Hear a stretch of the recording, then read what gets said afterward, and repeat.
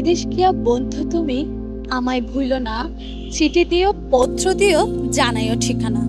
চিঠির সে আবেগ, সে কথা, সে আকর্ষণ এখন আর নেই। ডাক বক্সে পড়ে না আর সেই আগেকার মতো চিঠি, তবে এখনো সেই সময়ে মানুষের কাছে মনে পড়ে চিঠির স্মৃতি। 83 লিখতাম চিঠি, আবার 84 85 মধ্যে টেলিফোনও বাইরেছে। আনন্দ লাগতো আমাদের। কেন মনে করেন আমাদের এই যে মামার কাছে আমি একটা চিঠি লিখবো, মামা চিটাং আছে, তো উনি আমাকে চিঠির জবাব দিতেও আসতো আমার কাছে 1 মাস 10 দিন এরকম লাগতো।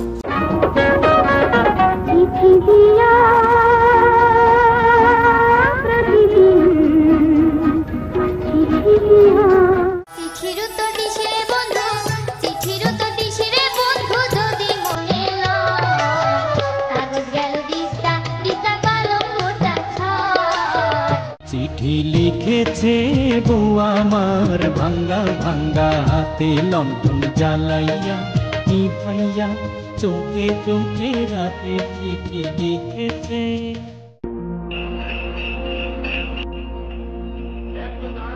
চিঠি দিও প্রতিদিন, নইলে থাকতে পারবো না।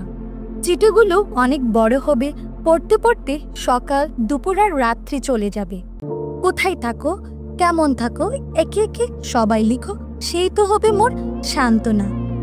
এইসব গান বাংলার ঐতিহ্যের ধারক বাহক, কিন্তু এইসব জনপ্রিয় গানের কথার মতো তার প্রিয় মানুষ কেমন আছে, কোথায় আছে সে খবর জানতে এখন আর চিঠির অপেক্ষায় থাকেন না। চিঠির জন্য ডাক পিয়নের পথ চেয়ে বসে থাকেন না। এই কারণেই কক্সবাজার শহরের ডাক বাক্সগুলোই এখন আর চিঠিও পড়ে না। নতুন প্রজন্মের অনেকে চিনেও না ডাকপোস্ট কি। নতুন প্রজন্মের অনেকে ডাক পিয়ন পেশাটির সঙ্গে পরিচিত নয়। ইলেকট্রনিক ডিভাইসের মধ্যে বেড়ে ওঠায় চিঠিপত্রের আদান প্রদানে অনবস্থতায় ডাক পিয়নের নামও শোনেননি তারা। আমি এখানে কাজ করতে হচ্ছে সামনের মাসের 20 তারিখ পর্যন্ত ঢুকছি, আর এই মাসে প্রায় আমার 2 মাস পূর্ণ হবে। এখানে এখনকার চিঠি হচ্ছে আপনার অফিস আদালতে যতগুলি চিঠি আছে, কোর্টের এই মামলার চিঠি বলেন বা কোনো একটা অফিসের চিঠি, ঢাকা থেকে হাইকোর্টের চিঠি, এই ধরনের চিঠি একটু এখন বেশি আদান প্রদান হচ্ছে।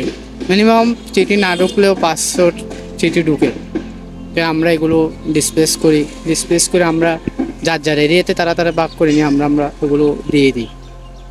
এখন তেমনটা ধরুন আপনার এই যেগুলো পাবলিক চিঠি ওইগুলো তেমনটা হয় না। আগে তো মোবাইলের যুগ ছিল না, যা ছিল আপনারা আগের কালের মানুষরা দেখলাম, আমরাও দেখছি ছোটোকালে ওই সাইকেল নিয়ে ওনারা চিঠি বিলি করতে যায় বা বিলি করে আসে। এখন তো এটা নাই, এখন যা করার হেঁটে বা অফিস আদালতে যেখানে যেতে হয় ওখানে চিঠি বিলি আদান প্রদান। এখন কি আর চিঠিপত্র আসে মানুষের কাছে? ডাক পিয়নদের আর কাজ কি? এক সময় ছিল চিঠির স্বর্ণযুগ। কতদিন চিঠির আশায় বসে থাকতে হতো ডাক পিয়নের পথে।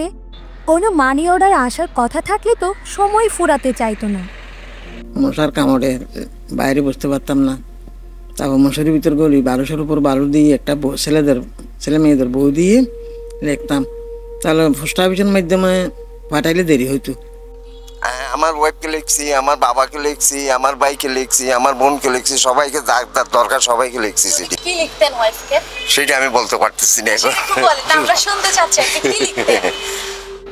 ব্যক্তিগত যোগাযোগের জন্য চিঠির প্রয়োজন ফুরিয়েছে অনেক আগে। মুহূর্তে টেক্সট, অডিও আর ভিডিও কলের যুগ। কাগজে কলমে চিঠি লিখে অপেক্ষা করার ফুরসত আর কয়জনের আছে?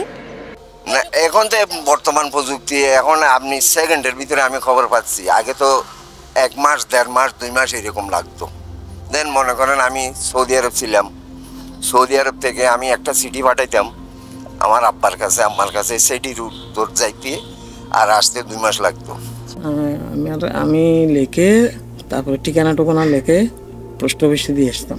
83-তে সৌদি আরব গেছে, তো 83 লিখতাম চিঠি, আবার 84 85 মধ্যে টেলিফোনও বাইরেছে।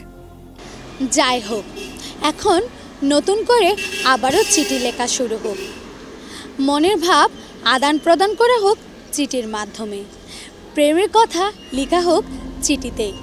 এমন হলে আবারও লাল ডাক বাক্সটি ভরে যাবে চিঠিতে। ডাকপিয়নরা এদিক ওদিক ছোটাছুটি করবে চিঠি হাতে নিয়ে। এমনটাই হলে আগেকার দিনে ফিরে গিয়ে প্রেম, ভালোবাসা, আদর, স্নেহ, মমতা, দুঃখ, কষ্ট, রাগ, অভিমান, ভালো মন্দ প্রকাশ করা হবে। আজিমাইমা, সিসিএন।